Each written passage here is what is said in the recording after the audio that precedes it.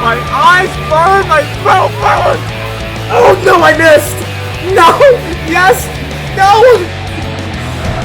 God dang it!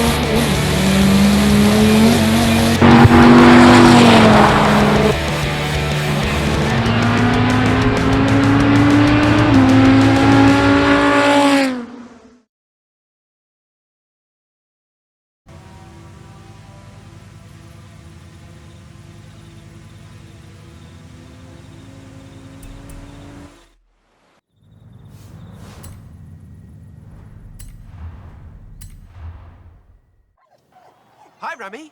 What's the plan? Okay, hear me out. Beautiful Mexican supercar, beautiful Mexican roads, promoting the Horizon Festival. Do we need promoting? The festival seems to be doing okay. All right. I'll find someone else. That's not what I said. Of course I'll help you. I knew I could rely on you. Let's go!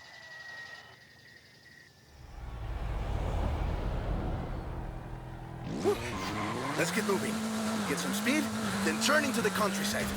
Really see what this car can do.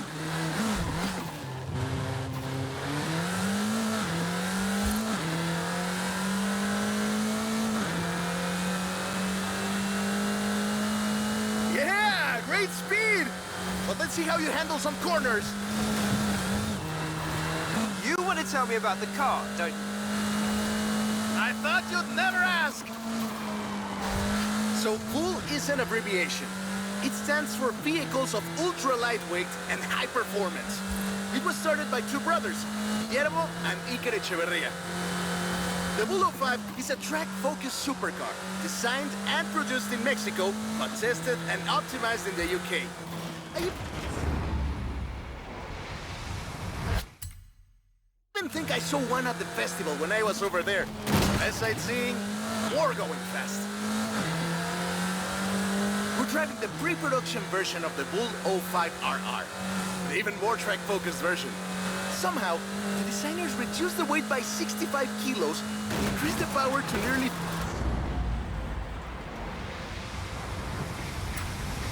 400 bhp. Then they lowered the engine by 50 millimeters to drop the center of gravity and improve cornering. Impressive! They're pretty serious about the ultra-light part. The 05RR even has an option for titanium bolts, saving another 4.5 kilos. What's the RR stand for? Road and racing.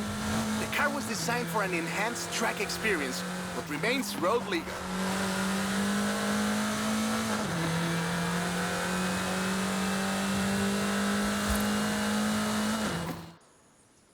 Perfect! There's a couple of other things you can help out with, if it's not too much trouble. You're never gonna let me live that down, are you?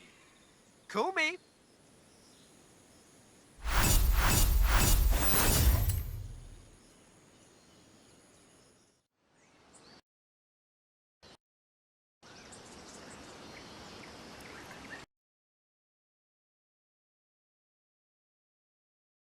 Let me guess.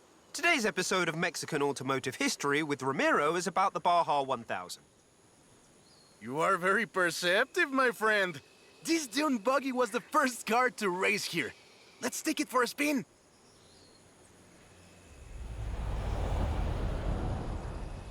The Baja 1000 is probably the most prestigious race held in Mexico.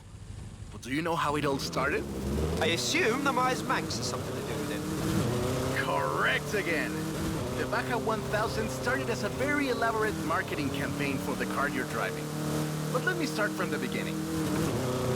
On the 22nd of March, 1962, Dave Eakins and Billy Robertson did the first real Baja run. They went from Tijuana to La Paz in 39 hours, 56 minutes on new Honda CL72 Scrambler motorcycles. So they probably were a bit sore afterwards. They got a lot of media coverage though. A year later, Myers started to work on a prototype buggy he called Old Red in his garage in Newport Beach. It was based on the VW Beetle, and it paved the way for what we know as buggies. Cars that are built for off-roading using the Beetle as a donor chassis. But I guess they wanted even more publicity because in April 1967, buyers decided to make an attempt at breaking Eakins' record. And it worked! Myers did it in 34 hours and 45 minutes, beating Eakins for more than 5 hours. The rivalry was known as Bug Beats Bike in Baja. Sounds like something you did back in the UK, doesn't it?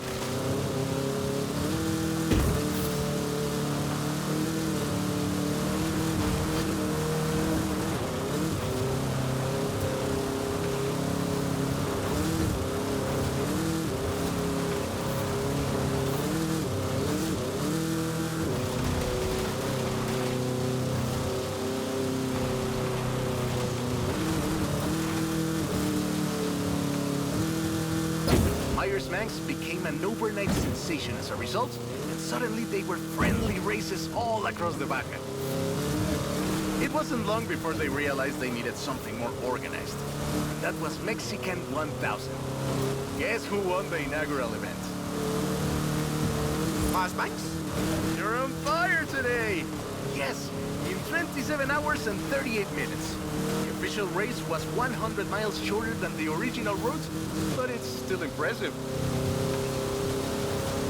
The Mexican 1000 was later renamed to the Baja 1000, and is run to this day.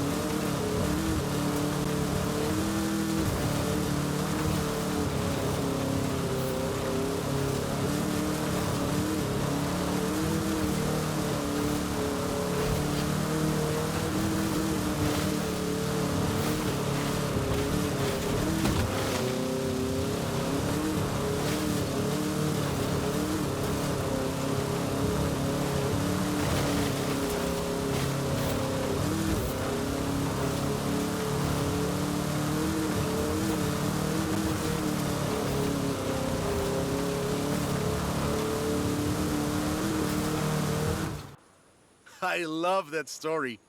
My abuela used to tell it to me at least once a year.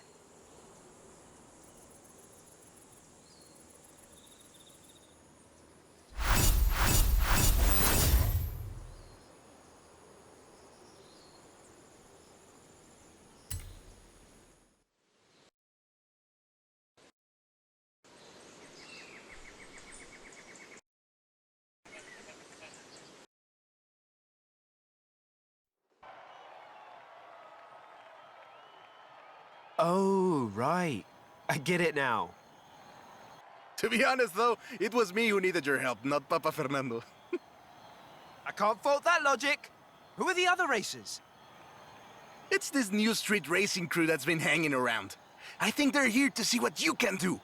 Let's show them.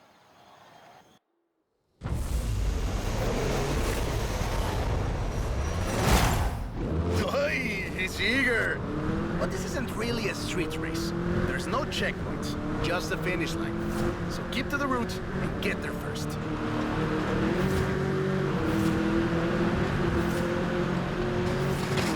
It's hard to overstate the effect that the Beetle had when it arrived in Mexico in 1954. Before that, all we had were these huge American cars. So this new European-style car with its shape and light chassis and those adorable headlights and an engine that anyone with a tractor could fix was, well, a complete game changer. They were so exciting that they were displayed at the Ciudad Universitaria in Mexico City, and there were lines to come and see this new car. Like that! We're gaining! Production of the Beetle started in Mexico soon after 7 of them finished the Carrera Panamericana. Before that, people were a bit worried about reliability, you see. We Mexicans love a good-looking car, but a car that can do work is better. The Panamericana convinced us, and in '61, Automex had assembled 250 of them. By '62, the first plant had opened in Jalostoc, making 10 of them a day. We love that car. So another plant opened in Puebla in 1967. And in 71, El Bocho became the official taxi of Mexico City, which is why you see so many of them today. It's funny. The first Bochos were imports, or CKDs. But in 1971, we were exporting them to Costa Rica, and back to West Germany, Austria, Belgium, everywhere in Europe. It was a sad day in 2003 when the last Volkswagen sedan Última Edición rolled off the production line and went home to the Volkswagen Museum in Wolfsburg. Now that's more like it! Eso, Bochito, eso! So loved was the Bocho that it eventually outsold the Ford Model T to become the world's best-selling car. And was the first to reach 20 million sales. Sure, other cars have staked their claim on that title in recent years, but none are so timeless and unchanged as the Bocho.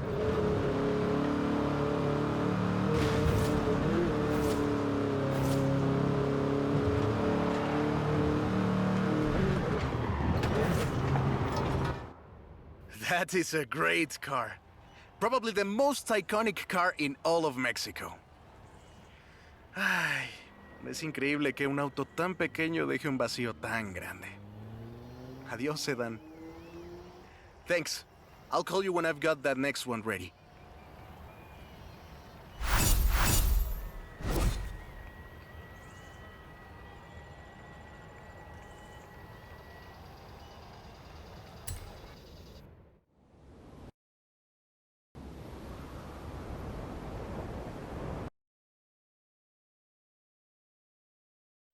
I have two cars here.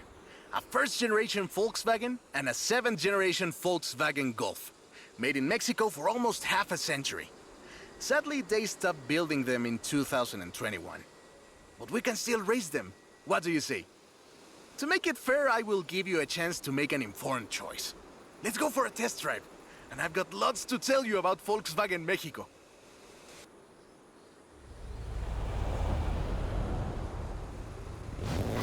Volkswagen Mexico headquarters are in Puebla City. It started production in 1967 with the famous Beetle. As we call it, the Bocho. VW made multiple attempts at replacing the famous Beetle with newer models, but all of them failed way short of achieving the production figures until the Volkswagen Golf came into play.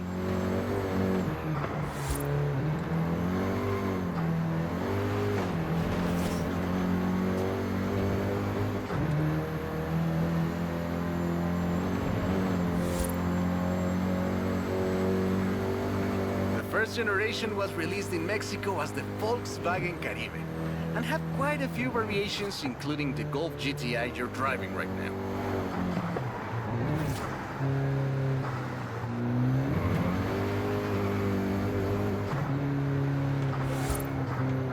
VW engineers, inspired by the Beetle GSR, designed and prototyped the Golf in secret as a Skunk Works project. Little did they know that the Golf GTI would become the hot hatch.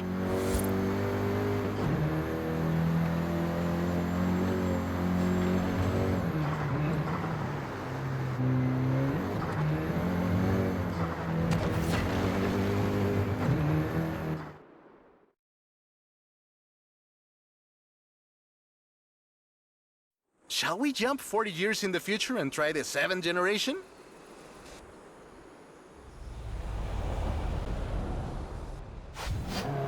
The 7th generation of the Golf first appeared in 2012. This version is the Volkswagen Golf R, R meaning race.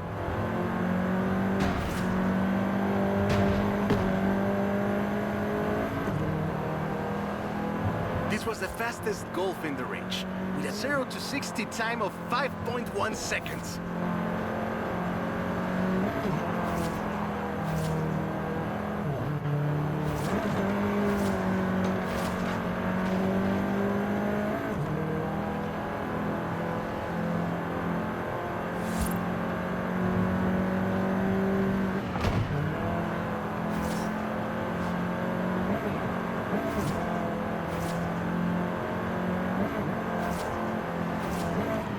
Volkswagen Mexico produced all 7 generations of the Golf, totaling more than 2 million units over 44 years.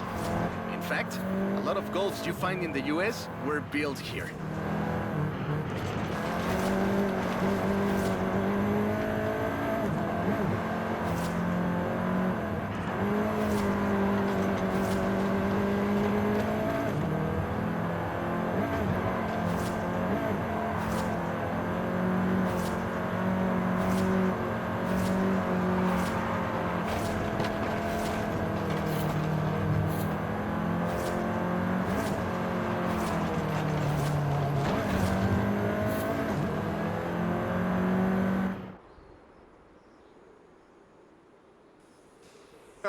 All right.